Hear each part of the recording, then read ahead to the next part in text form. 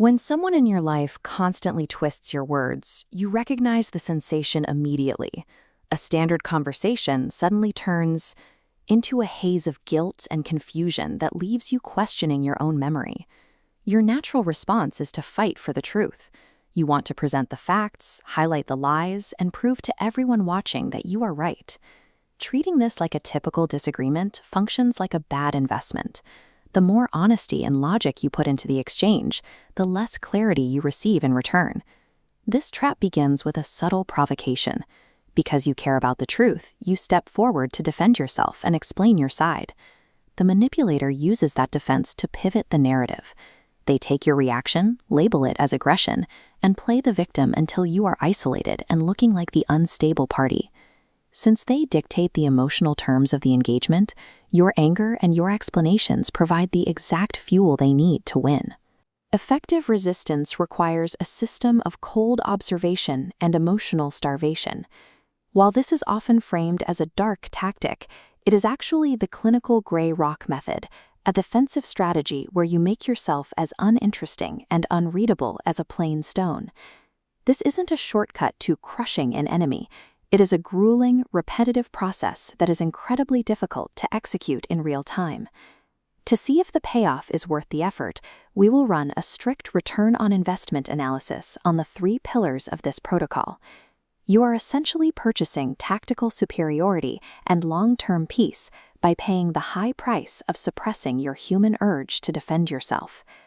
Pillar 1 is information control.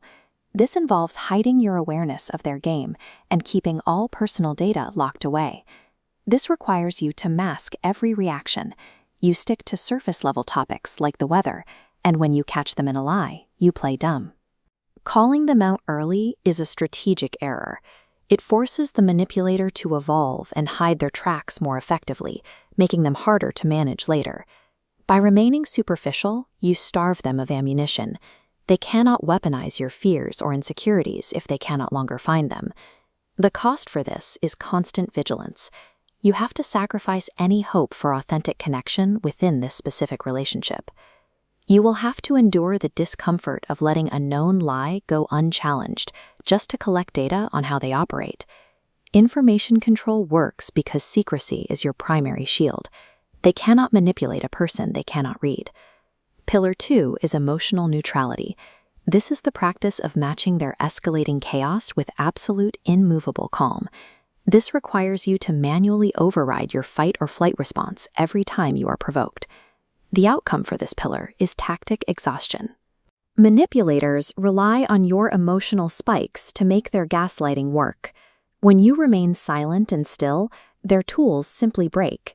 Without a reaction to feed on, they are forced to escalate. Eventually, they become the only person in the room acting erratically. You will pay for this in physical stress. Your heart will race and your face will flush as you suppress the urge to scream back in your own defense. This level of discipline is an active weapon. It drains the manipulator's power by refusing to validate the reality they are trying to create. Pillar 3 is the strategic fade. This is about dismantling the relationship quietly rather than through a massive public explosion. You execute this by slowly withdrawing your time and energy. You make yourself unavailable while simultaneously building a private circle of trusted advisors. A dramatic final message is a trap.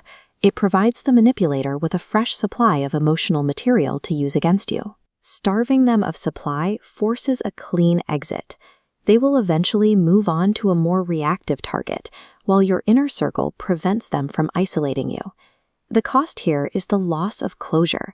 You have to accept that you will not get to have the final word. You must have the patience to step back and let the manipulator's own lies expose them to the world over time. True power is making yourself entirely useless to them. You are forcing them to orchestrate their own departure. Given the high emotional cost of this protocol, we have to determine when the investment is actually justified. This matrix maps your specific scenario based on the threat level and your level of entanglement, how easily you can leave.